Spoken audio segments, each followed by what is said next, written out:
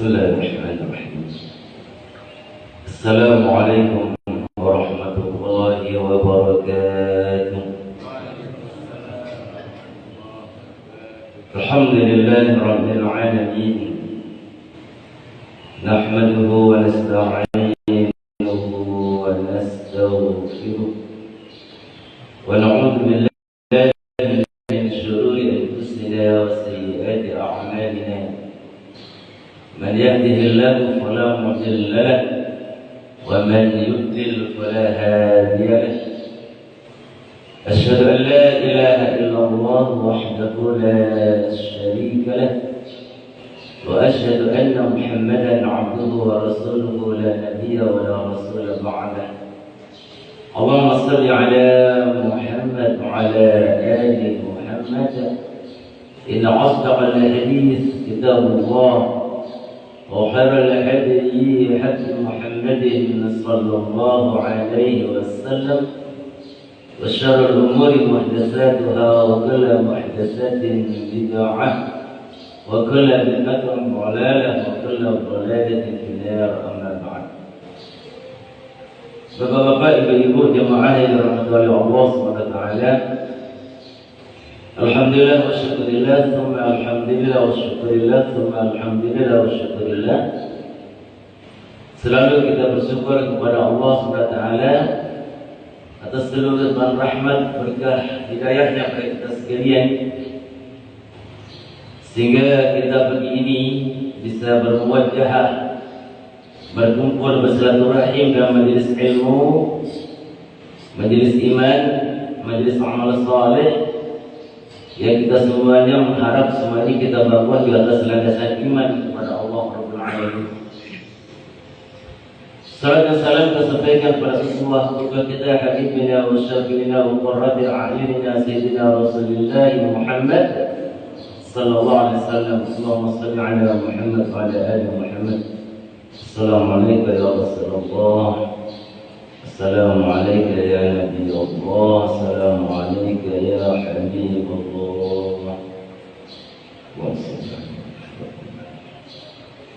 Jemaah sekalian yang dirahmati oleh Allah SWT, pagi ini kita akan membahas satu bab dalam ilmu usul, yaitu bab yang ditulis oleh Al-Imam Bukhari dalam kitabnya khusus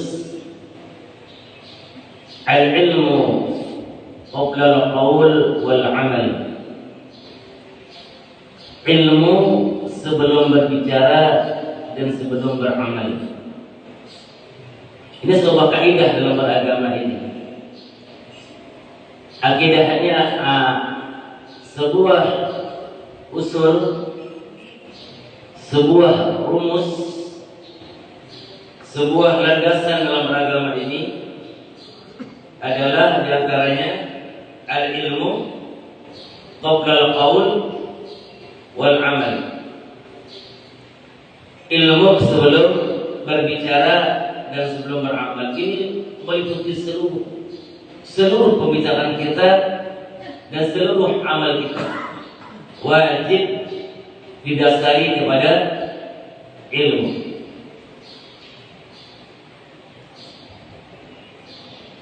Sehingga para ulama mengatakan tanpa ilmu semua pembicaraan itu nggak bisa dinilai, nggak ada harganya.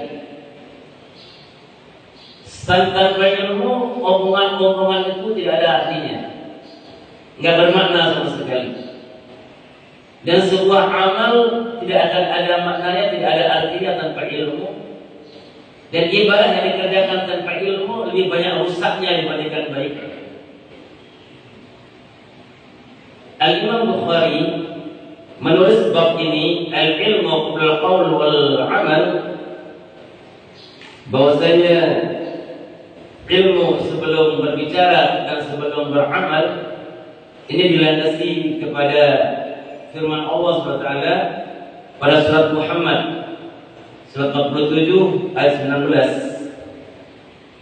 Allah berfirman, A'udzu billahi as-sami'il 'alim minasy syaithanir rajim.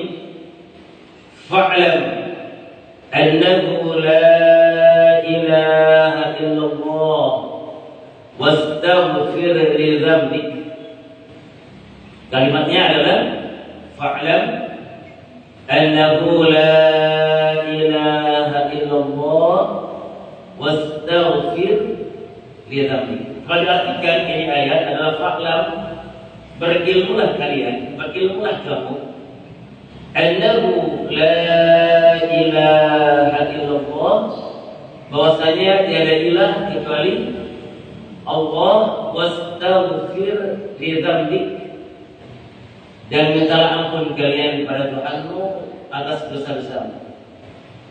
Ada 3 kalimat di sini. Pertama kalimat fa'lam, berilmulah. Yang kedua kalimat la ilaha illallah, yaitu kalimat tauhid. Yang ketiga adalah wastaghfir li dzambik, amal. Bapak Ibu sekalian yang dirahmati oleh Allah Subhanahu wa taala, tidak ada kalimat di muka bumi ini yang melebihi kalimat la ilaha illallah. Rasulullah SAW bersabda, "Afdalu ma qultu ana wan nabiyyuna min qabli la ilaha illallah." Apa kata Nabi? Afdalu ma qultu ana, sebaik-baiknya yang pernah aku ucapkan, sebaik-baiknya perkataanku, sebaik-baiknya ucapanku, kata Nabi, dan sebaik-baik perkataan semua para nabi dan rasul. Yang jumlahnya berapa? Para nabi 124.000, ya. Dan sebagian lagi. Berdasarkan hadis riwayat Imam Tirmidzi, Ahmad bin Hanbal, Rasulullah mengatakan bahwasanya nabi itu semuanya 124.000. Ada yang dikisahkan oleh Allah di Quran, ada yang tidak dikisahkan. Jumlah Rasulnya 315. Di antara 313 315 itu rawinya sesat, ragu-ragu, nanti mengucapkannya 313 atau 315. Maka orang mengatakan antara 313 atau 315. Rasulnya yang diceritakan oleh Allah di Quran disebutkan namanya di Quran 25. Semua nabi yang 124.000 dan Rasul 315 itu sebaik-baik ucapan mereka adalah afdalu ma qultu ana wan nabiyyuna min qabli, sebaik-baik perkataanku dan perkataan semua nabi sebelum aku adalah kalimat la ilaha illallah. Tiada ilah, tiada yang berhak disembah kecuali Allah. Maka sebagian ulama mengatakan tidak ada yang mendahului kalimat la ilaha illallah kecuali satu. Tidak ada kalimat yang mendahului la ilaha illallah kecuali satu. Apa itu? Fa'lam, berilmulah. Fa'lam, berilmulah. Fa'lam annahu la ilaha illallah wastaghfir li dzambik. Kata Allah, berilmulah kamu, baru ucapkan kalimat la ilaha illallah, baru beramal. Wastaghfir li dzambik, istighfarlah kamu atas dosa-dosa kamu, minta ampun kepada Allah. Jadi mengucapkan kalimat la ilaha illallah harus dilandasi dengan ilmu. Karena nanti kita akan ketemu dengan surat An-Nisa 65. Orang yang hadir sholatnya tiap hari berjamaah, hafal Quran, selalu puasa sunnah, tahajud di malam hari, berjihad fi sabilillah. Allah katakan, "Fala wa rabbika la yu'minun," demi Tuhanmu Muhammad, demi aku sebagai Tuhanmu, la yu'minuna, mereka yang sholat bersama kamu, jihad bersama kamu, puasa tiap Senin Kamis misalnya, puasa di bulan Ramadan, tahajud di malam hari, mereka sesungguhnya enggak beriman. Hatta yuhaqqimuka fima syajara bainahum, sampai mereka menjadikan engkau Muhammad sebagai hakim pada perkara-perkara yang mereka perselisihkan. Tsumma la yajidu fi anfusihim harajan mimma qadaita, kemudian tidak ada keberatan di hati mereka terhadap keputusanmu. Wa yusallimu taslima, mereka terima dengan lapang dada apapun keputusannya. Jangankan mereka dimenangkan oleh engkau Muhammad, dikalahkan saja kalau yang memutuskan engkau, mereka ridho. Tetapi ketika yang memutuskan perkara itu bukan engkau Muhammad, jangankan mereka dikalahkan, dimenangkan saja enggak ridho. Siapa yang memutuskan? Bukan Nabi, enggak ridho walaupun saya menang. Siapa yang memutuskan? Nabi, ridho walaupun saya kalah. Ridho tidak ridhonya bukan kepada status kita, tapi kesetiaan kita kepada siapa kita bersandar, kepada Allah dan Rasulnya atau bukan kepada Allah dan Rasulnya. Ini baru ukuran iman itu. Itu baru ukuran iman. Kesetiaan kita, loyalitas kita kepada Allah dan Rasulnya pada semua dimensi agama ini. Karena kita tahu bahwasanya agama ini milik Allah, bukan milik kita. Kita datang ke dalam Islam menjadi pengaruhnya dengan satu nawaitu, satu kondisi kejiwaan kita siap untuk dididik dan diatur oleh agama ini. Bukan kita datang dalam agama ini untuk mengatur-atur agama ini. Sehingga kita berhak untuk mengatakan saya tidak sepakat dengan aturan ini, sepakat dengan aturan ini. Kita siapa? Kita bukan pemilik agama ini. Pemilik agama ini adalah Allah Rabbul Alamin, dan kita masuk dalam agama ini sebagai penganutnya. Artinya kita ridho untuk diatur oleh agama ini, bukan untuk mengatur agama ini.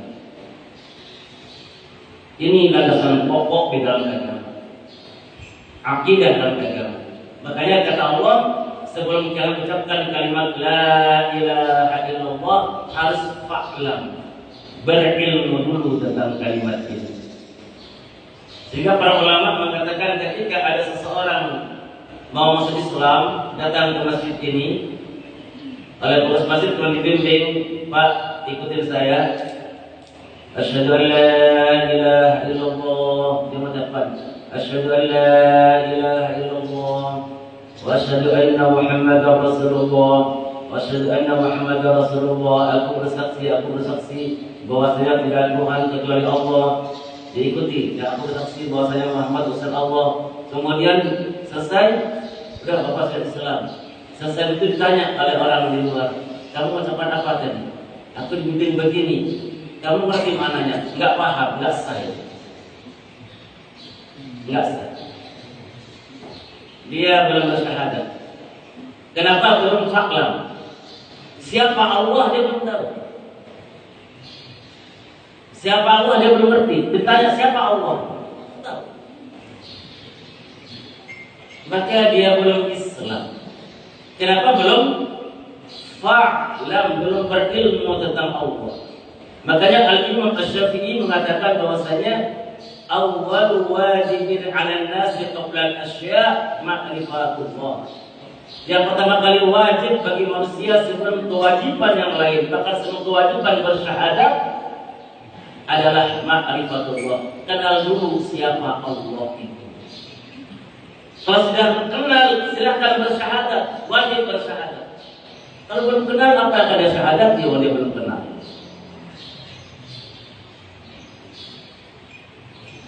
Maka Bapak Ibu sekalian yang dirahmati oleh Allah Subhanahu wa taala, ini basic. Tidak ada yang kemudian mendahului kalimat la ilaha illallah kecuali apa? Ilmu, fa'lam, berilmu. Ini bab tauhid. Belum lagi bab syariahnya.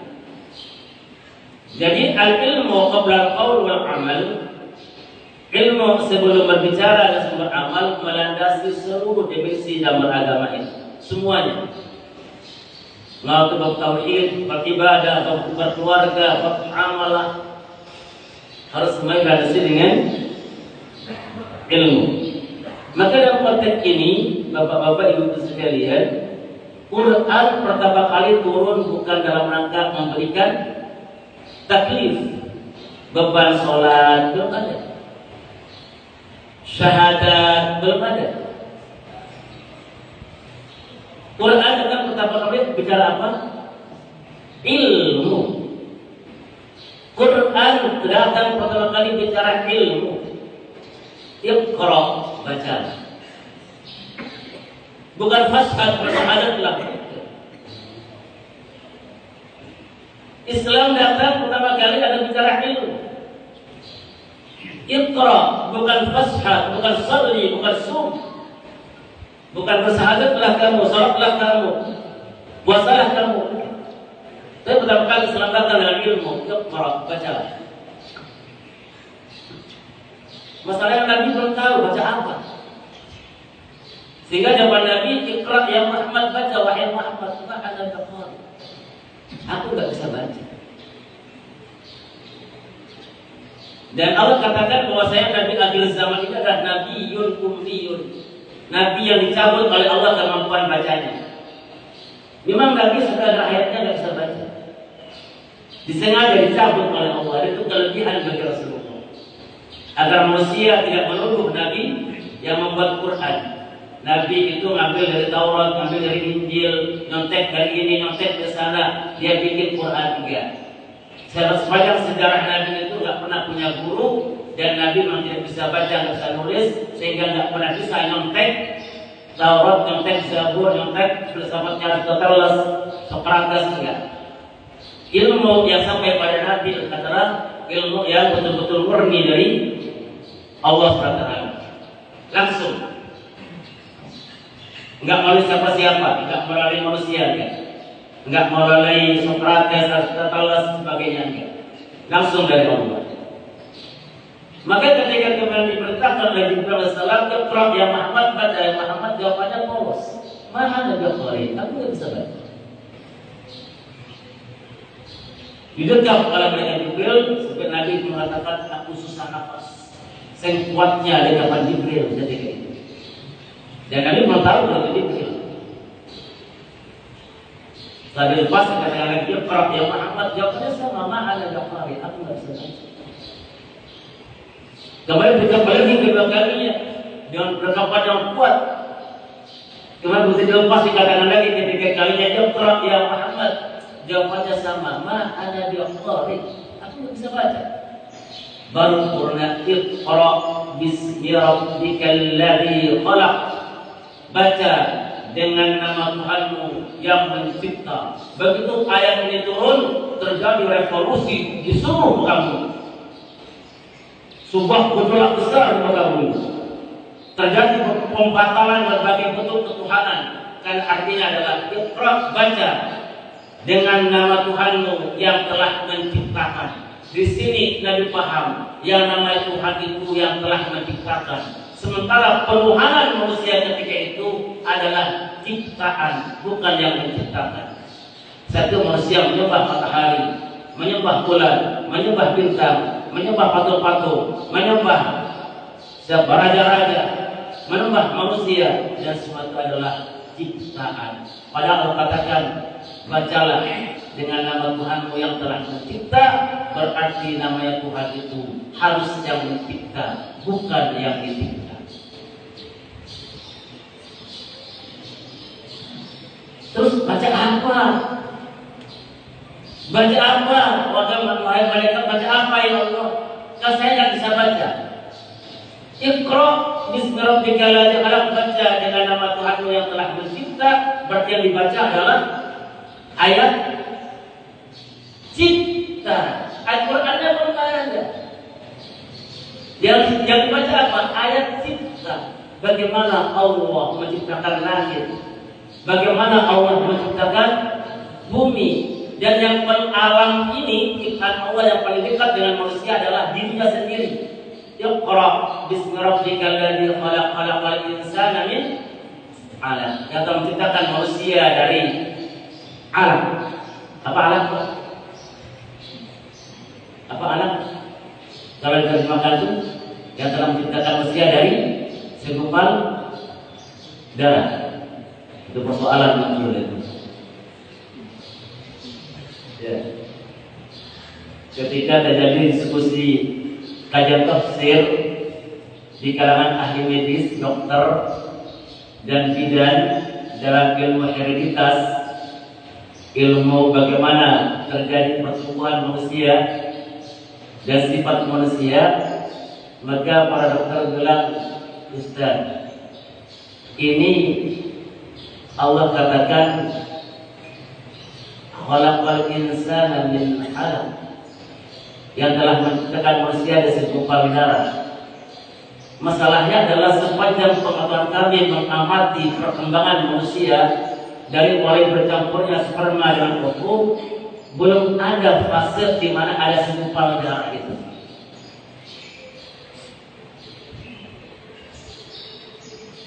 Ini gimana cara memahaminya? Padahal itu semua terjemahan Quran adalah yang telah menciptakan manusia ada segumpal darah. Kita ini tiap hari bergelut dengan itu. Sepanjang kami amati mulai percampuran sperma dan ovum sampai menjadi embrio, itu belum ada fase di mana jadi segumpal darah itu ada. Dikatakan, bagaimana Pak Ibu sekalian? Di sini pentingnya ilmu. Kembali ke ilmu lagi.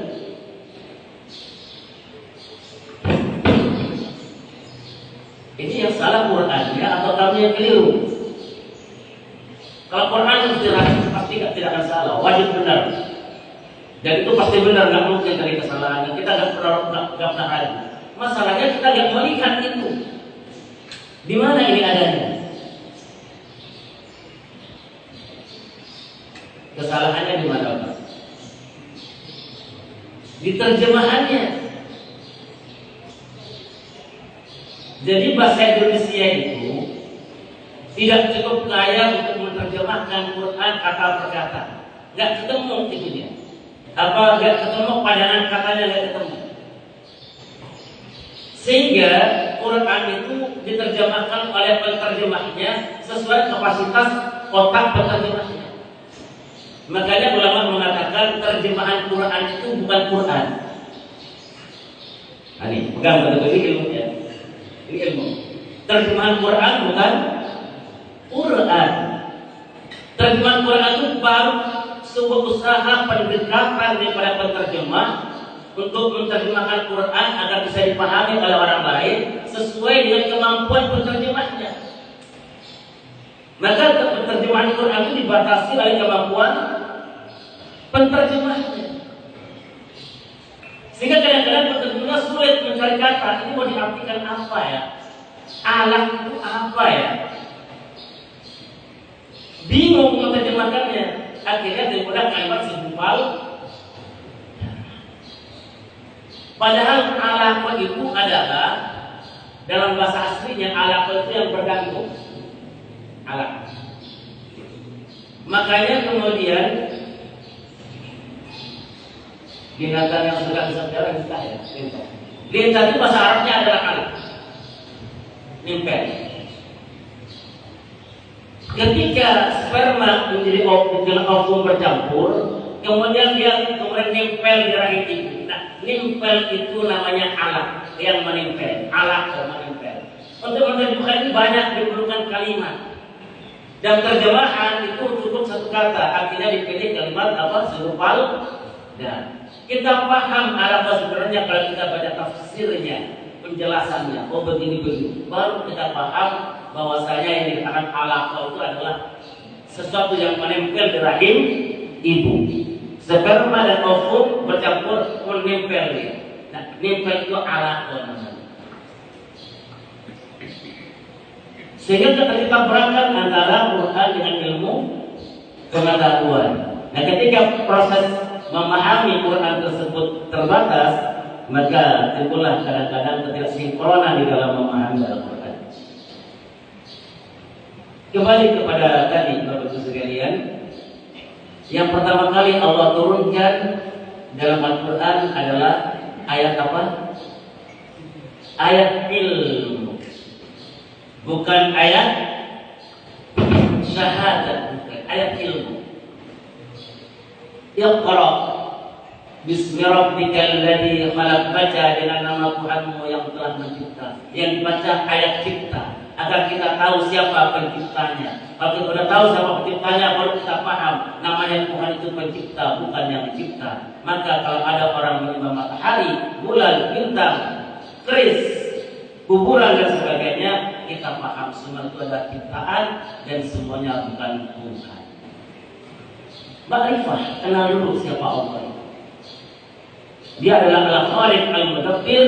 Dia yang mengadakan segala sesuatu, dia yang menghidupkan kita, dia yang mematikan kita, dia yang bikin kita penglihatan, dia yang bikin kita akal, dia yang bikin kita bisa bernafas, bergerak, berpikir dan sebagainya. Maka kita sadar gerakan kita semuanya ini dikontrol oleh Allah, bukan dikontrol oleh kita. Walaupun setiap kali kita bilang ini otakku, tapi kerja otak kita di luar kendali kita. Kita bilang ini jantungku, tapi kita tidak pernah campur dalam kerja jantung kita. Padahal kita ikut campur dalam kerja jantung kita, Pak. Pernah? Pernah kita ikut campur dalam kerja jantung kita? Ikut campur dalam kerja ginjal kita? Terus kita bilang ini jantungku, ini paru-paruku, ini ginjalku, gitu ya. Tapi kita tidak pernah ikut campur dalam kerjanya. Berarti seluruh apa yang ada pada diri kita dan alam semesta, kontrolnya ada pada penciptanya Allah Rabbul Alamin. Ini sadari dulu. Setelah sadar baru bersyahadat. Angkat syahadatnya, dua syahadatnya. Asyhadu an la ilaha illallah wa asyhadu anna Muhammadar Rasulullah. Syahadat tauhid Allah sebagai ilah dan syahadat Rasul sebagai tuntunan amal. Aku bersaksi tiada Tuhan kecuali Allah, Allah sebagai tujuan menuju kepada Allah dituntun oleh Rasul. Wa asyhadu anna Muhammadar Rasulullah. Satu dikatakan syahadat tauhid, yang kedua dikatakan syahadat Rasul atau syahadat amal. Beramal kepada Allah wajib dituntun oleh Rasul.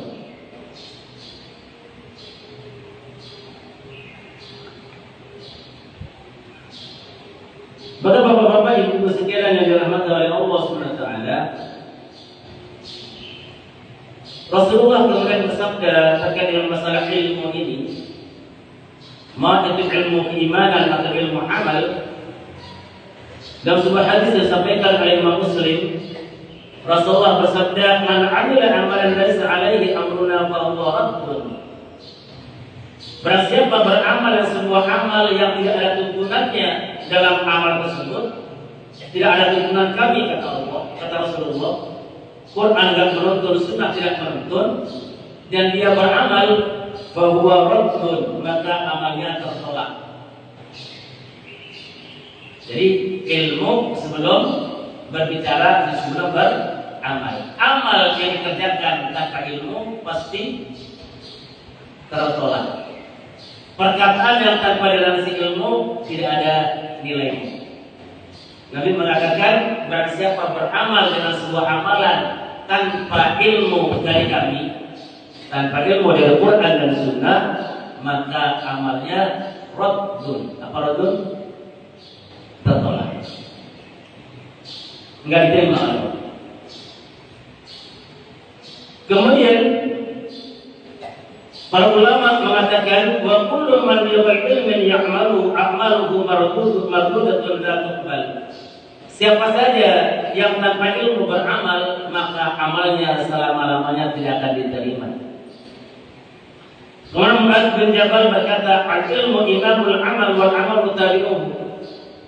Ini Mu'adz bin Jabal. Bapak tahu siapa Mu'adz bin Jabal? Mu'adz bin Jabal ini adalah sahabat yang pernah diantar oleh Nabi sampai keluar kota Madinah, dan dia berpesan pada Mu'adz, Rasulullah berpesan pada Mu'adz yang kita amalkan tiap hari pesannya. Apa kata Nabi? Ya Mu'adz, inni la uhibbuk wa qul fi duburi kulli salatin maktubatin. Wahai Mu'adz, sungguh aku sangat mencintaimu. Jangan lupa ya, ucapkan tiap selesai sholat fardu, Allahumma a'inni ala dzikrika wa syukrika wa husni ibadatik. Ini kalimat terakhir Rasulullah kepada Mu'adz. Wahai Mu'adz, aku betul-betul sangat mencintai engkau. Jangan lupa ya, ucapkan selesai sholat, Allahumma a'inni ala dzikrika wa syukrika wa husni ibadatik. Tiga yang diminta, ya Allah tolonglah saya ya Allah untuk pandai berzikir kepadamu, pandai bersyukur kepadamu, dan bisa beramal dengan sebaik-baiknya ibadah kepadamu. Kata Muhammad, ya Rasulullah, sepertinya ini pertemuan kita yang terakhir. Kata Muhammad, suasana ini seperti suasana perpisahan antara aku dan engkau ya Rasulullah. Bergerai air mata Mu'adz bin Jabal dan dilepas pada Rasulullah berangkat menuju Yaman.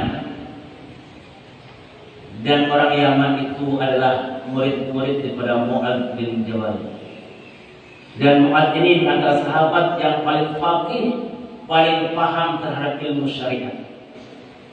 Diutus oleh Nabi untuk menjadi gurunya orang Yaman. Jadi orang Yaman itu silsilah keilmuannya nyambung kepada Mu'adz bin Jabal terus Rasulullah. Apa kata Mu'adz? Al-ilmu imamul amal. Ilmu itu adalah imamnya amal. Wal amalu tabi'u. Amal mengikuti ilmu. Jangan beramal dulu baru cari ilmu. Jangan ngomong dulu baru cari ilmunya. Udah ngomong bingung. Jadi benar nggak ya saya ucapkan? Berarti lisannya di depan akalnya. Orang Muslim itu jangan. Orang Muslim itu orang beriman adalah akalnya berada di depan lidahnya, ilmunya berada di depan amalnya, ilmunya berada di depan lidahnya. Berilmu dulu baru ngomong, berilmu dulu baru beramal. Perintah Nabi adalah kul khairan au liyasmut. Berkatalah yang baik pasti dengan ilmu. Kalau nggak ada yang mau kita anggap baik, diam saja. Jadi diam itu adalah emas. Tapi berbicara yang baik adalah berlian. Karena perintahnya itu bicara, tapi bicara yang baik. Bukan perintahnya diam. Perintahnya berbicara. Qul khairan. Bicaralah yang baik. Tapi kalau kita nggak tahu atau tidak, baru diam. Au liyasmut. Jadi kalau itu ada manfaat pembicaraannya bicara. Kalau nggak ada, tidak. Al-Imam Bukhari berkata ilmu adalah syarat benarnya suatu perkataan atau perbuatan. Sebuah perkataan dan perbuatan dianggap benar kalau kemudian diukur dengan ilmu. Karena Bapak Ibu sekalian, dari ilmu ini maka kemudian kita mengetahui bagaimana kedudukan ilmu ini, keutamaan ilmu. Pertama, orang yang berilmu Allah akan meninggikan derajatnya baik di akhirat ataupun di dunia. Allah berfirman, "A'udzubillahi minasyaitonir rajim. Yarfa'illahu alladziina aamanu minkum walladziina utul 'ilma darajat." Allah akan mengangkat orang-orang yang beriman di antara kalian dan orang-orang yang berilmu beberapa derajat. Jadi ilmunya akan mengangkat derajat seseorang baik di akhirat ataupun di dunia. Yang kedua, orang berilmu adalah cahaya yang bermanfaat bagi manusia dan urusan agama dan dunia, menjadi pembimbing menuju Allah SWT. Jadi orang berilmu ini menjadi pewaris para nabi. Al-ulama warasatul anbiya. Yang namanya ulama ini tidak terikat dengan simbol-simbol. Misalnya simbol apa ini? Serban misalnya ya. Ini bisa dibeli. Enggak alim juga bisa pakai serban begitu. Atau pakai jubah sebagainya. Itu kesempurnaan amal. Agar indah Allah mengatakan khudz zinatakum inda kulli masjidin, ambil perhiasanmu, pakai perhiasanmu ketika kamu masuk masjid.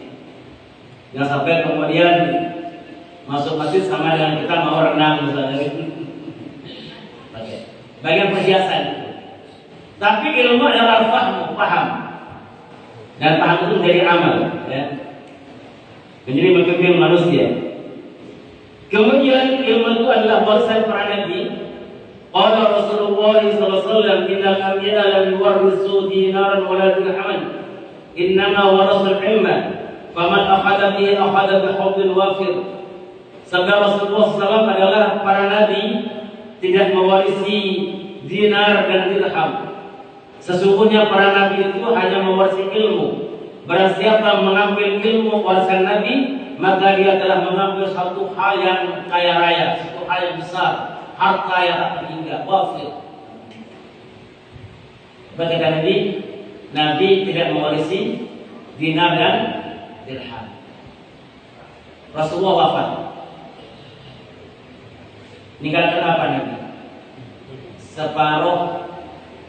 Separuh dari karung kecil gandum di rumahnya. Kemudian Nabi mewariskan apa? Baju perang yang masih digadaikan kepada Yahudi tetangganya.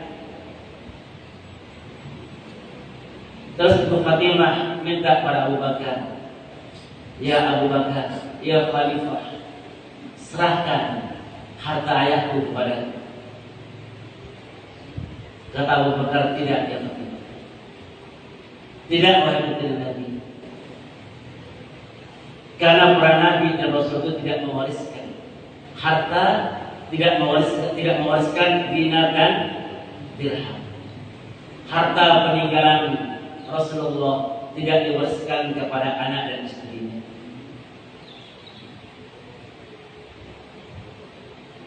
Dan kemudian masuk kepada Baitul Mal, harta negara.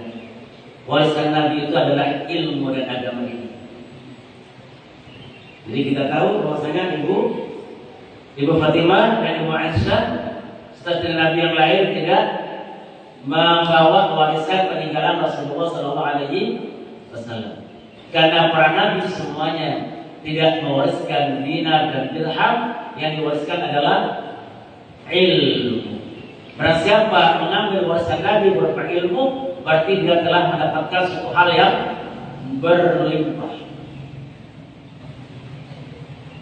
Kemudian orang berilmu akan mendapatkan semua kebaikan. Rasulullah SAW bersabda, "Man yuridillahu bihi khairan yufaqihuhu fid din." Barang siapa dikehendaki baik oleh Allah, maka Allah akan berikan pemahaman yang utuh tentang agama ini. Hadis riwayat Bukhari Muslim. Barang siapa dikehendaki baik oleh Allah, Allah akan berikan pemahaman yang baik dalam agamanya. Terus kita kepingin mendapatkan kebaikan dari Allah. Berarti kita harus menempuh jalannya. Apa jalannya? Nah, saya ulang lagi ini kalimatnya. Kata Nabi, "Man yuridillahu bihi khairan yufaqihuhu fid din." Barang siapa dikehendaki baik oleh Allah, Allah berikan pemahaman agamanya. Berarti orang yang dikasih pemahaman agama oleh Allah, berarti Allah memberikan kebaikan yang banyak. Dikehendaki dia mendapatkan kebaikan yang banyak. Tentu kita kepingin mendapatkan kebaikan dari Allah. Maka jalannya adalah berilmu agar kita paham agama ini. Untuk bisa berilmu caranya gimana? Hadir ke majelis ilmu. Bapak Ibu tadi sebelum subuh keluar dengan dua niat. Niat pertama adalah salat subuh.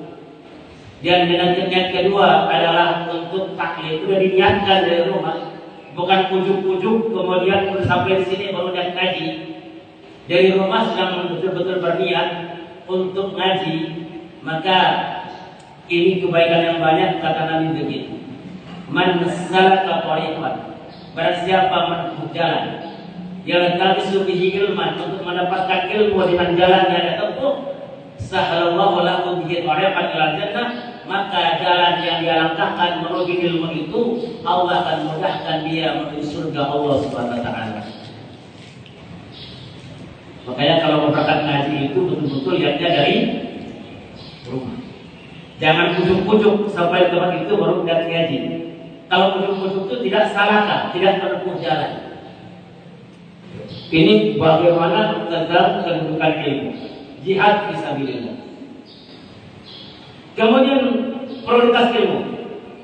Ilmu apa Pak yang perlu dikuasai, yang perlu kita dapatkan, yang wajib kita dapatkan? Para ulama mengatakan yang pertama kali wajib bagi semua manusia adalah ilmu akidah, ilmu tauhid. Sebagaimana kalian mengatakan, Imam Syafi'i mengatakan awal wajibin 'ala nasi qabla asya' ma'rifatullah. Ilmu pertama yang wajib bagi manusia sebelum kewajiban yang lain adalah kenal Allah. Kenal Allah, maka kenal Allah selalu dikukuhkan. Makin orang kenal dengan Allah akan makin cinta. Makin cinta itu nanti akan melahirkan apa? Mahabbah. Mahabbahnya melahirkan raja. Raja melahirkan khauf. Khauf melahirkan apa? Ikhlas. Jadi itu agak perlu lagi dia itu pada tepuk tangan manusia. Enggak perlu lagi dia itu kemudian akan dijumpa oleh manusia. Enggak patah semangatnya karena dicela manusia. Enggak naik karena dipuji orang. Enggak. Hatinya cuma satu. Wa kafa billahi syahida. Cukup Allah yang menyaksikan apa yang ada pada diri saya. Enggak perlu lagi dengan pandangan manusia. Enggak butuh lagi. Hatinya hanya klik dengan Allah. Wa kafa billahi syahida. Cukup Allah yang menyaksikan diri saya. Maka pujian orang tidak menambah dia semangat dan cacian orang tidak membuat dia patah. Kenapa? Hatinya sudah makrifah dengan Allah. Jelas pujian hidupnya. Adapun ilmu-ilmu yang belum wajib dia lakukan, yang belum wajib dia amalkan, maka ilmunya belum wajib. Saya ulang lagi, amal-amal yang belum dia wajib mengamalkannya, maka ilmu tentang amal itu belum wajib. Saya belum wajib haji, Ustaz. Uangnya belum cukup. Wajibkah saya belajar ilmu haji? Tidak wajib. Kenapa? Belum wajib beramal. Ustaz, saya sudah wajib haji dan belum berangkat. Wajib berilmu sebelum berangkat haji. Wajib ilmu dulu baru berangkat. Jangan sampai berangkat kemudian cari ilmunya. Jangan sampai terjadi kasus yang saya ceritakan terjadi lagi di umat ini. Mentang-mentang dia hajinya plus, ya, kemudian satu orang dibimbing oleh 5 orang dibimbing oleh satu mutawif, udah dia andalkan mutawifnya. Berangkat haji pada waktu kemudian tawaf ifadah, tawaf rukun lupa. Dia kan bawa ayahnya, ayah tersepuh. Baru putaran ketiga, ayahnya mau ke kamar mandi, nggak tahan, diangkat. Bisa ya rombongannya. Bisa rombongannya, pas balik lagi rombongannya sudah nggak ada. Ditungguin, dia ada asbab. Nggak ketemu lagi. Akhirnya dia datang ke karena itu plus langsung berangkat pulang dari Rusia. Maka takut ketinggalan rombongannya, dia balik ke hotel dan betul rombongannya sudah berkemas, maka dia pun berkemas. Pulang ke Indonesia. Sampai Indonesia dia baru beritahu bahwasanya hajinya belum selesai. Tawaf rukun ifadah. Ketemu saya di jalan nangis. Gimana saya Ustaz? Masya Allah, kok bisa begitu? Mengandalkan mutawif, mengandalkan orang lain, tidak berilmu. Saya bilang, Mas, satu, saya bilang itu. Anda posisinya masih dalam keadaan ihram. Sampai hari kiamat Anda ihram. Ihram itu apa? Artinya Anda belum bisa berhubungan suami istri selama-lamanya. Selama-lamanya. Karena tahallul besarnya belum selesai. Tahallul ada 2, ada tahallul kecil atau tahallul besar. Tahallul kecil itu kalau 2 diperhatikan dilaksanakan, tahallul besar per-3 dilaksanakan. Apa tahallul kecil? Jumrah Aqabah, potong rambut. Itu tahallul kecil. Pakai ihramnya boleh dibuka, boleh pakai parfum, boleh pakai peci, boleh. Tahallul kecil. Tapi hubungan istri belum bisa dilaksanakan. Sampai tahallul besar dilaksanakan apa? Tawaf ifadah. Selesai 3 ini, bagi dia sudah tahallul besar, silakan bebas daripada ihram. Ihramnya selesai. Orang sholat berarti sudah assalamualaikum, sudah assalamualaikum. Kalau haji sudah tahallul besar. Satu, sahabat untuk Anda tidak pada hubungan istri, posisi Anda sedang dalam keadaan ihram. Yang kedua, jual aset Anda, kumpulkan uang, balik ke Mekah. balik ke Mekah, selesaikan tawafnya, baru kemudian Anda balik ke Musdalifah. Kalau tidak, Anda selama-lamanya masih dalam keadaan iya. Jadi kalau sudah sampai waktunya, wajib berilmu. Dan kita sudah Islam, sudah syahadat, wajib berilmu tentang akidah. Sudah sholat, wajib berilmu tentang sholat. Sudah berumah tangga, wajib berilmu dengan berumah tangga. Jangan main-main. Ada teman itu, Ustaz, saya godain istri saya. Godainya gimana? Saya bilang, kamu saya cerai. Astagfirullahaladzim, saya bilang. Kalau bisa tangan saya nampar kamu, saya tampar. Itu kalimat, bukan kalimat mainan, saya bilang. Kata Nabi, dua perkara yang main-mainnya sah, bercandanya sah. Apa itu? Talak dan nikah. Nikah dan talak, nikah, bercanda, main-main, rukun syaratnya cukup sah. Kata Pak Haji Imam punya anak perempuan, dia canda dengan saya. Samsul, ini bukan ada teman kita, dua orang nih. Ada Pak Fathur, ada Pak Rosid misalnya. Pak Samsul Arifin, sini tangan kamu. Saya bersihkan. Dan tahu saya itu main. Dia bilang, Ustaz Samsul Arifin, salikan kamu dengan anak perempuan saya namanya Fatimah, dan Mas Gawi baca Bismillah. Saya bilang, saya terima nikahnya, saya bayar tentang Bismillahirrahmanirrahim. Itu anak dia harus istri saya. Terus dia bilang, canda Ustaz, gak bisa. Ini sebenarnya hukum. Sebagaimana sang laki-laki bercanda pada istrinya, tidak atas sayangku kepadamu hari ini sekali kamu saya talak. Canda, jatuh talaknya satu. Jadi perkara-perkara di mana harus ada ilmu di dalam.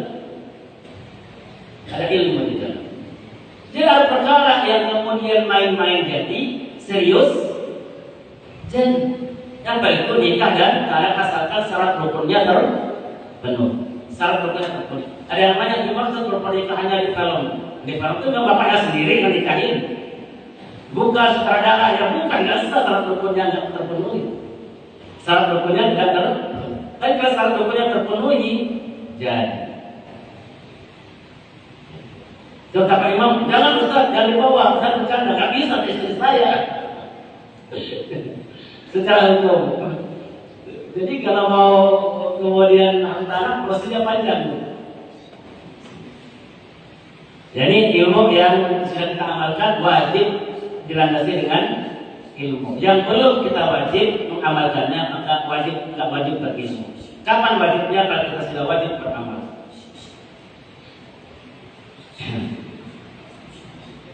Kemudian kita masuk waktu akhir. Bahaya orang yang tidak berilmu. Bapak Ibu sekalian, ada aliran-aliran sekarang ini yang kita perlu waspadai. Di antaranya adalah aliran Khawarij. Aliran yang gampang mengkafirkan kaum muslimin. Bibit-bibitnya sudah ada zaman Nabi. Oleh seorang tokoh namanya Dzulkhuwaisirah. Dzulkhuwaisirah ini pernah mengatakan kepada Nabi, "Iqdir ya Rasulullah, innaka la taqdir." Suatu ketika Rasulullah membagi harta rampasan perang. Dan Nabi mengutamakan para mu'allafah. Orang-orang yang belum masuk Islam dikasih oleh Nabi dengan harapan dia masuk Islam. Kemudian orang-orang yang belum masuk Islam dikasih banyak oleh Nabi. Saking banyaknya itu, bahkan satu orang dikasih oleh Nabi kambing, sapi, unta, jumlahnya itu di antara dua bukit. Satu lembah di antara dua bukit diberikan ke satu orang oleh Rasulullah. Sementara orang-orang yang berperang dengan Nabi dari awal penduduk kaum Ansor enggak dapat apa-apa. Orang Ansor ini pasti benar Rasulullah, enggak mungkin salah. Tapi orang munafik kata itu menyebutkan isu di dalam muslimin. Sekarang sudah sampai waktunya Nabi mengutamakan kaumnya sendiri, orang-orang Mekah. Nabi mengutamakan keluarganya sendiri. Lihat sekarang, yang berjuang Ansor berdarah-darah Rasulullah nggak diapa-apain, sementara harta dibagikan kepada orang-orang Mekah yang baru masuk Islam, nggak ada jasanya pada Islam. Usak-usuk ini timbul sampai kepada Rasulullah. Kata Rasulullah, aku telah mendengar usak-usuk kalian, bahwasanya aku lebih mencintai kaumku orang-orang Mekah dibandingkan kalian orang Madinah. Demi Allah, andaikan bukan karena peristiwa hijrah, aku akan bersama kalian menjadi penduduk Madinah. Tapi takdir menjadikan aku orang muhajirin karena peristiwa hijrah. Wahai orang-orang Ansar, tidak ridhokah hati kalian ketika orang-orang yang lemah iman itu aku kuatkan dengan kambing dan sapi, mereka pulang ke rumahnya membawa kambing dan sapi, sementara kalian membawa Muhammad sallallahu alaihi wasallam. Kalian pulang membawa Muhammad, sementara mereka pulang membawa kambing dan sapi. Teriak mereka, Allahu Akbar, kami ridha engkau ya Rasulullah. Jangan tukar kau dengan kambing dan sapi. Kambing dan sapi unta yang ada di rumah kami, kami rela korbankan demi engkau ya Rasulullah.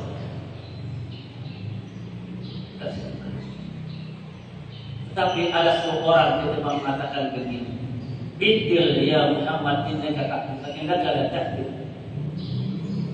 Dia itu mengatakan, adil ya Muhammad, engkau tidak adil. Kata Umar kemudian terbelalak matanya, ya Rasulullah, idhni yu'adrabi, ya Rasulullah, izinkan aku pegang lehernya. Ini Rasulullah masih hidup, sangat besar masih ada orang Barani yang mengucapkan ini di depan Nabi.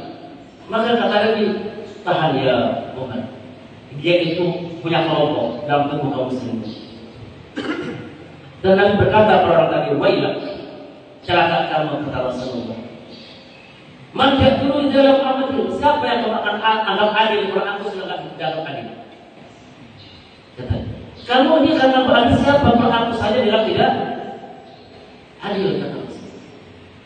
Dan Nabi mengatakan akan keluar dari kelompok orang-orang ini nanti, yang kalian, sholat kalian akan merasa kecil dibandingkan sholat mereka. Berarti mereka adalah ahli sholat. Puasa kalian akan kecil di hadapan puasa mereka. Berarti mereka ahli puasa. Bacaan Quran kalian akan kecil dibandingkan bacaan Quran mereka. Tetapi Quran yang mereka baca tidak melampaui tenggorokannya. Dan mereka lebih cepat keluar daripada Islam ini sama dengan keluarnya anak panah di busurnya. Nabi sudah katakan itu. Dan mereka itu adalah kilabun nar, anjing neraka. Siapakah orang tadi? Namanya Dzul Khuwaisirah. Dzul Khuwaisirah At-Tamimi An-Najdi.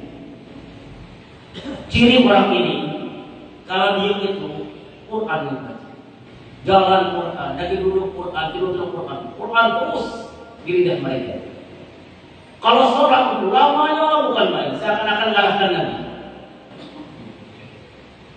Dada mereka seakan-akan bersatu dengan tanah, dan buat mereka seakan-akan bersatu dengan punggung mereka, saking banyaknya mereka berpuasa. Tapi ciri-ciri orang ini paling gampang untuk mengkritisi kaum muslimin, saudaranya Islam, bahkan mengkafirkan orang Islam, dan banyak membunuh orang Islam. Karena dianggap tidak sesuai dengan pendapat mereka, dianggap kafir, dianggap keluar dari Islam, maka dibunuh. Tapi dengan orang-orang kafir mereka lunak, karena mereka beranggapan bahwa orang kafir perlu didakwahi dengan penuh kasih sayang. Para Allah mengatakan yang Quran itu adalah Muhammadur Rasulullah walladzina ma'ahu asyidda'u 'alal kuffar ruhama'u bainahum taradhum ruk'an sujadan yabtaguna fadlan min Allah. Muhammad itu adalah utusan Allah, dan orang-orang yang bersama Muhammad Rasulullah cirinya dua, asyidda'u 'alal kuffar, tegas dengan orang kafir, ruhama'u bainahum, cinta dengan sama kaum muslimin. Tapi kelompok ini terbalik. Kelompok ini dengan di luar kelompoknya keras banget, keras sekali. Tapi dengan orang kafir berlemah lembut dengan alasan berdakwah dan kasih sayang. Ini kelompok ini akhirnya berubah menjadi kelompok Khawarij. Kelompok Khawarij, kelompok yang membunuh Ali bin Abi Thalib. Hati-hati dengan kelompok ini. Maka kata Nabi, Khalid bin Walid heran, ya Rasulullah, adakah orang yang selalu baca Quran? Adakah orang yang selalu tenggelam dalam sholatnya? Adakah orang yang selalu menjaga puasanya? Mereka ternyata adalah orang-orang yang cepat keluar dari agama ini. Kata Nabi, iya. Orang yang agamanya baik adalah orang yang kemudian hubungannya dengan Allah baik dan dengan sama kaum muslimin berlemah lembut, ramah, cinta, menjaga, mengayomi, membimbing dengan kaum muslimin. Dia ramah dengan kaum muslimin. Itu ciri-ciri agama yang benar. Hablum minallah berbanding lurus dengan hablum minan nas. Bukan hablum minallah ternyata keras dengan manusia. Kalau ada orang hablum minallah yang bagus tapi kasar dan keras dengan manusia, mereka keluar daripada ahlu sunnah wal jamaah. Sahabat Nabi semuanya hablum minallah yang bagus, hablum minan nas yang baik, penuh cinta dan kasih sayang. Maka Bapak Ibu sekalian, kembali kepada An-Nisa 65. Terakhir Pak. Terakhir penutup ya. Ini bekal. Jangan sampai kita masuk di sini. Apa kata Allah? An-Nisa 65. Hafalkan ini Bapak Ibu sekalian. Wariskan kepada keluarga kita. Jangan sampai kita offset di dalam iman, offset dalam ibadah. Apa kata Allah? A'udzu billahi minasyaitonir rajim. Fala wa rabbika la yu'minun. Demi aku sebagai Tuhanmu Muhammad, mereka enggak beriman. Mereka siapa yang dimaksud? Yang sholat bersama Nabi, puasa bersama Nabi, jihad bersama Nabi. Mereka batal imannya hatta yuhaqqimuka fima syajara bainahum, sampai mereka menjadikan engkau Muhammad sebagai hakim yang kemudian menghakimi perselisihan di antara mereka. Summa la yajidu fi anfusihim haraja, kemudian tidak ada keberatan di hati mereka terhadap keputusanmu. Wa yusallimu taslima, mereka terima dengan lapang dada. Ciri orang beriman, ridho dengan Allah dan Rasulnya, ridho dan keputusan Allah dan Rasulnya, ridho dengan syariat ini. Enggak ada ganjalan, baru orang beriman. Kalau itu ada orang-orang yang ahli sholat tapi enggak ridho dengan aturan Islam, fala rabbika la yu'minun, sesungguhnya mereka tidak beriman. Seperti kasus Dzul Khuwaisirah, ahli ibadah tapi tidak ridho dengan keputusan Rasulullah. Ayat ini An-Nisa 165 asbabun nuzulnya itu ada dua orang laki-laki berantem, bersengketa. Mereka datang kepada Rasulullah, ya Rasulullah, kami punya masalah begini. Nabi putuskan. Setelah diputuskan, mereka bilang, kok begini keputusannya ya? Coba kita tanya pada Umar yuk. Kata yang kalah, kita datang ke Umar. Datang pada Umar, ya Umar, kami datang pada Rasul kandungan perkara kami. Rasul putuskan begini, kami sekarang datang kepadamu, minta tolong putuskan perkara ini. Kata Umar, betul begitu, betul. Tunggu, kata Umar. Tunggu, jangan kemana-mana di sini. Umar masuk ke dalam kami pedang. Dan pedang, ulang lagi kata Umar, gimana ceritanya? Kata yang kalah tadi, kami punya masalah begini. Kami datang ke Rasulullah, kami putuskan. Sehingga saya kemudian mengajak cari pendapat lain kepada engkau. Begitu dia mengatakan, aku mencari keputusan kepada engkau, wahai Umar, tepas oleh Umar mereka. Kata Umar, ini kurang ajar. Rasulullah masih hidup, sudah mau bentur-benturkan Nabi dengan para sahabatnya. Ini mau dibenturkan antara Rasulullah dengan sahabatnya. Sudah berantem. Ini cikal bakal bahaya dalam agama ini. Jawabannya cuma satu, tebas mereka. Agar yang tidak tumbuh lagi. Kemudian Bapak sekalian yang dirahmati Allah Taala, ada orang-orang aliran sekarang terakhir ini, namanya Inqalus Sunnah. Maunya hanya beriman kepada Allah, ikuti Quran, nggak mau ikuti sunnah. Karena dia katakan Nabi itu manusia biasa, banyak salahnya. Jadi nggak terjamin kebenarannya. Maka cukup kita ikut Quran saja. Namanya ingkarus sunnah. Ini adalah satu firqah sesat dalam Islam. Asbabun nuzul kedua ayat An-Nisa 65 itu adalah terkait dengan Zubair bin Awwam. Zubair bin Awwam ini punya masalah irigasi dengan orang Ansar. Kemudian mereka datang kepada Nabi. Setelah Nabi mendengarkan masalahnya, kata Nabi, wahai Zubair, sirami dulu sawahmu, terus alirkan airnya ke saudaramu ini. Nabi ini membuat temannya itu merah mukanya dan berkata, ya Rasulullah, engkau memutuskan ini apakah karena Zubair bin Awwam ini adalah anak daripada bibimu? Mendengar itu dan berkata, wahai Zubair, sekarang penuhi sawahmu sampai ke tanggul-tanggulnya, baru alirkan kepada saudaramu ini. Dua peristiwa itu turunkan ayat tadi.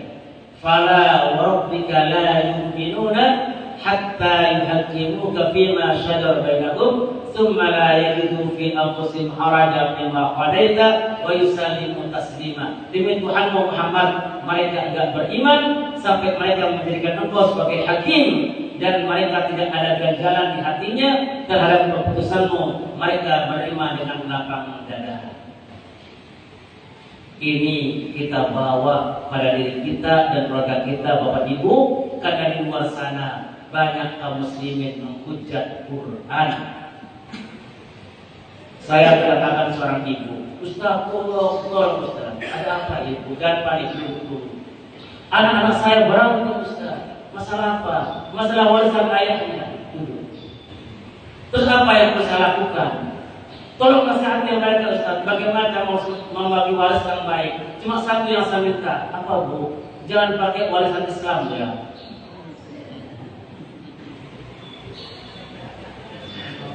Syahadat Bu, syahadat. Ibu muslim apa bukan?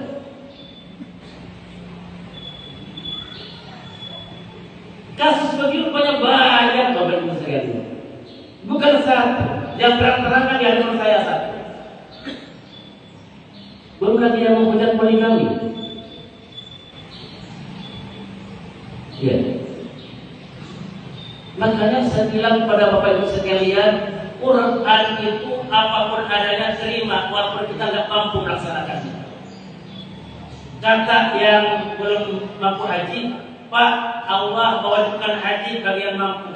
Masa haji, saya ridho, Bapak udah haji.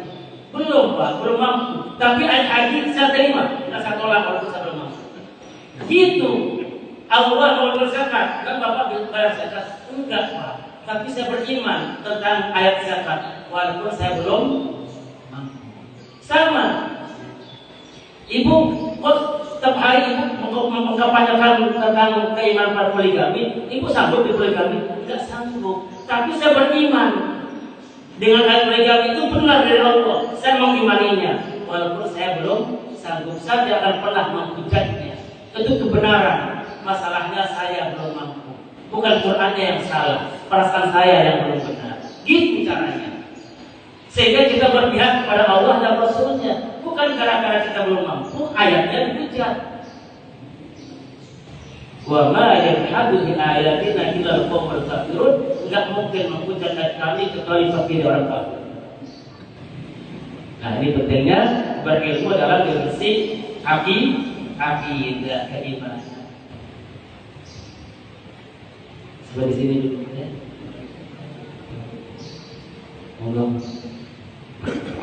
Baik, alhamdulillah saya gambar batir bahasa kita yang baru saja mengambil pelajarannya terkait dengan pentingnya ilmu sebelum beramal. Ustaz, Al-Quran diturunkan oleh Allah sebagai hudal linnas, sebagai hudal lil muttaqin. Ada yang berpendapat begini Ustaz. Untuk itu bagaimana cara membaca Al-Quran yang baik agar Al-Quran itu menjadikan petunjuk bagi kita, dia bisa menjadikan hidayah bagi kita. Yang pertama, dalam baca Al-Quran harus tadabbur, artinya teliti. Al-Quran dibaca dengan teliti. Yang kedua dalam baca Al-Quran adalah setelah kita baca dengan teliti, kemudian kita tafakkur, berpikir, memikirkan apa yang kita baca. Dan yang ketiga, kita harus tafakkur, tadabbur, membuktikan apa yang kita baca. Setelah ketiga-tiganya itu, maka baru kita mendapatkan nilai dari Allah di dalam baca Al-Quran. Mohon tanggapannya, Ustaz. Ya, jadi memang obatnya itu Quran ya. Makanya Bapak Ibu sekalian, hari-hari ini kita harus selalu berinteraksi dengan Quran. Mulai cara bacanya, maknanya, pemahamannya. Itu bab alaq saja jadi masalah kalau tadi kupas tafsirnya ya. Bab alaq tadi, alaq ya. Kalau insan amin, alaq baca terjemahannya repot itu. Jadi harus bertingkat. Allah katakan afala yatadabbaruna al-Qur'an. Apakah kamu tidak mentadabburi Quran? Kalau Quran namanya tadabbur. Kalau alam namanya tafakkur. Tadabbur alam dan tafakkur alam. Tentu ini semuanya perlu guru. Sehingga ilmu itu harus bersilsilah. Jangan sampai ilmunya sama dengan ilmunya Abdul Khuwaisir. Dia tafsirkan sendiri, dia pahami sendiri, akhirnya dhalla wa dhalla, sesat menyesatkan. Ilmu itu harus bersilsilah. Ilmunya Rasulullah dari Allah lewat Jibril alaihissalam. Ilmunya sahabat dari Rasulullah ke Jibril kepada Allah Taala. Ilmunya tabi'in yaitu melewat sahabat Rasulullah Jibril kepada Allah. Tabi'in sahabat Rasulullah Jibril kepada Allah. Terus begitu bersilsilah. Makanya ilmu itu perlu guru. Barang siapa belajar agama tanpa guru, maka gurunya adalah syaitan. Kata para ulama, ilmu itu harus ada gurunya. Mulai baca Quran pun harus ada gurunya, sehingga bacaan kita bersilsilah. Mana panjangnya, mana pendeknya, mana ibharnya, mana gunahnya, semuanya harus bersilsilah. Ya Ustaz, sudah. Jadi harus berada dalam majelis ilmu, di mana ilmu itu bersilsilah kepada ulama-ulama salaf. Itu para sahabat Rasulullah SAW, karena ilmu mereka langsung kepada Rasulullah dan Rasulullah pasti dari Allah. Jadi jangan berhenti untuk belajar Al-Quran dalam segala dimensinya. Yakin ilmu kita habis, belum selesai kita dengan Quran. Tapi kita sudah ada di relnya. Kita masuk dalam Quran, mana ujungnya Quran? Yakin tak? Sampai kita meninggal dunia, sampai berapa generasi tidak selesai kita baca Quran. Tapi kita sudah berada di dalam relnya, dalam rombongan itu. Itu yang bagus. Jangan sampai ajar kita sampai kita masih di luar rel itu. Kita harus berada dalam rel Quran. Allah a'lam bishawab. Itu yang sebenarnya. Baik, ada yang bertanya? Silakan. 1, 2, tadi dia.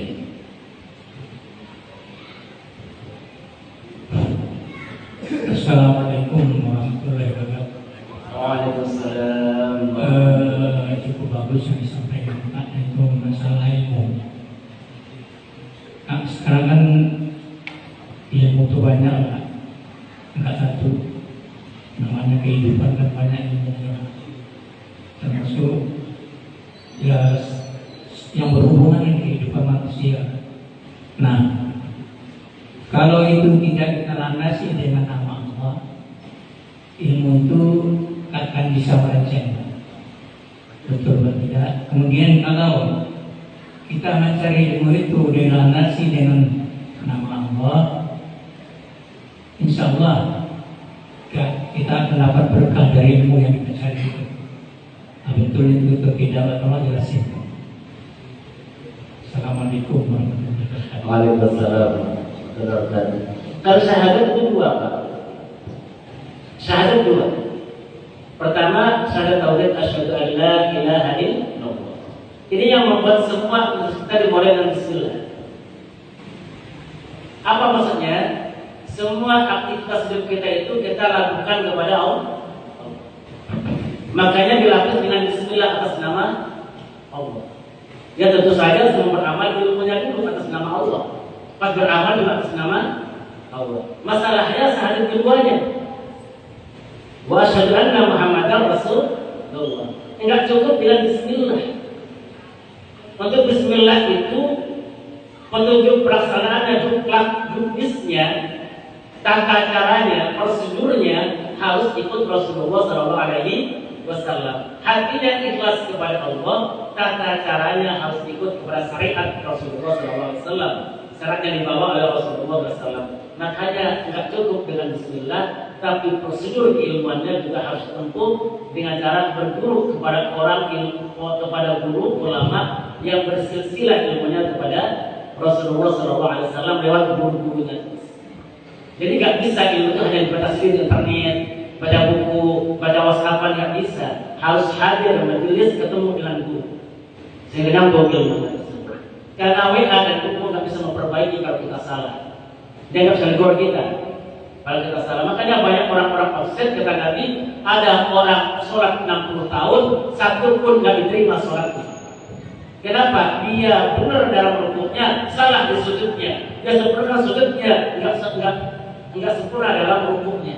Dia mencuri dalam sholatnya. Kita ngomong, siapa mencuri dalam sholat? Gitu kan? Nah, jadi nggak cukup kepada ikhlasnya hati, bismillah, itu nuntun kepada keikhlasan, tapi juga diperlukan kebenaran amal, yaitu tuntunan syariat, dan itu harus dibangun dari sini. Betul Pak ini.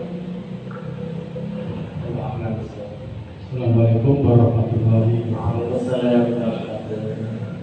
Berkaitan dengan ilmu. Kita itu kadang-kadang ilmunya ada, syariatnya tahu, tapi sering lupa niatnya. Kita misalnya membangun masjid, ingatnya 2 hari setelah itu kuliah saya belum niat. Itu bagaimana cara mengatasi seperti itu, Ustaz? Maksudnya berniat apa Pak? Niat dari misalnya kita nyumbang masjid, niatnya kan dari awal. Nyumbang, Iya. nyumbang masjid ke sana. Terus Ilmunya menyangka Rasulullah. Nah itu suka niatnya lupa. memang ketika Bapak mau nyumbang, umpamanya ini contoh umpamanya mau nyumbang, apa yang ada dalam hati? Mau nyumbang warung apa mau nyumbang masjid? Pada saat menyerahkan sumbangannya, kesadaran yang timbul, kesadaran ketika menggerakkan mau nyumbang itu, mau ke masjid atau mau ke warung? Ke masjid. Jadi itu niat. Itu niat. Niat itu bukan lafaz. Ya, para ulama mengatakan an-niyah al-qasd. Al-Imam Asy-Syafi'i, Imam Ghazali mengatakan ma huwa niyah? Apa itu niat? An-niyah yakni al-qasd. Yang dikatakan niat adalah maksud hati. Bukan kata-kata yang diucapkan di hati. Ya, bukan begitu Pak ya. Niat itu bukan omongan hati, bukan. Niat saya sholat maghrib 3 rakaat menghadap kiblat sebagai imam karena Allah, itu bukan niat. Itu perkataan. Ngomong di hati itu bukan niat. Tapi niat maksud dia itu dari depan ngapain? Dia sadar kalau imam itu niat. Makanya ketika seseorang yang reaksinya spontan, mohon maaf, tiba-tiba dia mukul orang, kan pasti ngomong di hatinya kan? Dia mukul aja langsung. Tapi dia sadar mau mukul, kesadaran mukul itu niat. Maka jatuhlah dia berdosa. Ketika orang ngomongin orang, kan nggak ngomong dulu sama ngomongin orang gitu kan enggak. Tapi dia sadar ngomongin orang, maka jatuhlah ghibah. Nah, kesadaran melakukan sesuatu itu adalah niat. Sehingga para ulama mengatakan an-niyatu bimakna al-qasdu. Yang dikatakan niat adalah maksud. Ketika seorang bermaksud, dia itu niat. Maka niat takbir itu pendek, Allahu Akbar. Ada yang panjang banget, dan dia ngomong dia di hatinya. Ketika orang takbirnya panjang, dipastikan dia sedang ngomong di hatinya. Allah, dia ngomong, niat saya mau ditinggalkan. Ngomong dia di hatinya. Itu mah bukan niat, itu ngomong. Maka kadang-kadang omongannya dipanjang dibandingkan nafasnya. Oh, baru selesai, nafasnya habis. Takbir lagi. Oh, panjang banget. Karena saya kanan kirinya. Jadi ini takdir itu pendek. Siapa lihatnya, dia lihatnya maksud hatinya. Maka ketika dia sadar dia dalam keadaan salat batuhur, menghadap kiblat, posisinya makmum, Allahu Akbar. Dia kadang-kadang lihat begini, Allahu Akbar, itu dia bingung, saya sudah apa ini ya? Blank. Nah itu baru dia niat. Pas dia bingung, saya sudah apa ya? Nah, berarti nggak hadir niat. Nah ketika dia sadar, pasti tanya orang harus apa ya? Zuhur lah. Imam dia makmum lah, sadar itu niat. Dia niat itu adalah menyadari ketika kita mau beramal, dia sadari. Makanya orang yang berniat puasa di malam hari betul-betul dikondisikan besok mau puasa. Hadir, maksud hati besok mau berpuasa itu. Enggak tiba-tiba, oh ini sudah jam 10 ya, puasa aja lah saya, enggak. Kesadaran itu muncul di malam hari besok mau puasa. Itu dikatakan niat. Jadi an-niyah di mana al-qasd itu. Niat adalah maksud, bukan perkataan. Perkataan itu bukan niat. Itu kalau dipanjangkan kalimatnya begitu. Makanya ulama-ulama dulu usolli fardhu maghribi salasa raka'atin mustaqbilan makmuman lillahi adaan makmuman dan adaan. Kau pakai adaan Pak, karena suatu ada dua, ada adaan, ada qadaan. Kalau salat dikerjakan di waktunya namanya adaan. Kalau dikerjakan di bukan waktunya namanya qadaan. Witir dikerjakan jam 8 pagi. Boleh ya, boleh. Kok boleh Pak? Qadha berarti bukan waktunya, tapi witir waktunya namanya adaan. Kalau zuhur namanya adaan, zuhur di asar namanya majmu'an, dijamak. Jadi sholat itu bisa dikerjakan di waktunya namanya adaan, dikerjakan di waktunya bisa qadhaan, bisa jamaan. Ya. Nah, ulama dulu mau menjelaskan ini kepada masyarakat, maka dibuatlah rangkaian kalimat tadi. Usolli fardhu dhuhri arba'a raka'atin mustaqbilatin adaan makmuman billahi ta'ala. Itu kalimat tarbiyah, bukan niat. Kalimat pendidikan bahwa saya sholat karena Allah. Zuhur 4 rakaat menghadap kiblat, harus lillahi ta'ala, di waktunya adaan. Kenapa adaan? Karena ada qadhaan, ada majmu'an. Gitu maksudnya. Itu kalimat-kalimat tarbiyah, bukan kalimat niat. Ya. Terus tanya orang, Ustaz, kalau saya sholat zuhur, saya tahu yang usolli fardhu. Kalau wudu saya tahu lihatnya, namanya wudu'a. Kalau saya nyumbang masjid di 5 sak semin, gimana Ustaz niatnya? Nawaitu sumbangan masjid khamsa sak seminan. Dan kalau semua amal pakai kata-kata, betapa banyaknya amal kita yang kita tidak niat. Saya tanya, Bapak tadi masuk masjid ngomong nggak?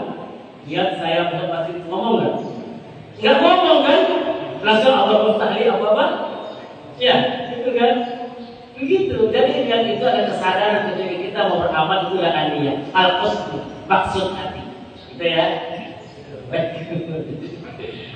Cukup? Ya, cukup. Alhamdulillah. Baik, kita ucapkan terima kasih sekali lagi untuk kita. Semoga Allah menambah kebaikan untuk beliau dan untuk kita semua. Dan pada hari kita pada pagi hari ini sama-sama kita tutup dengan hamdalah dan doa kafaratul majlis. Alhamdulillah rabbil alamin. Subhanakallahumma wa bihamdika asyhadu an la ilaha illa anta astaghfiruka wa atubu ilaik. Wabillahi taufiq wal hidayah. Wassalamualaikum warahmatullahi wabarakatuh.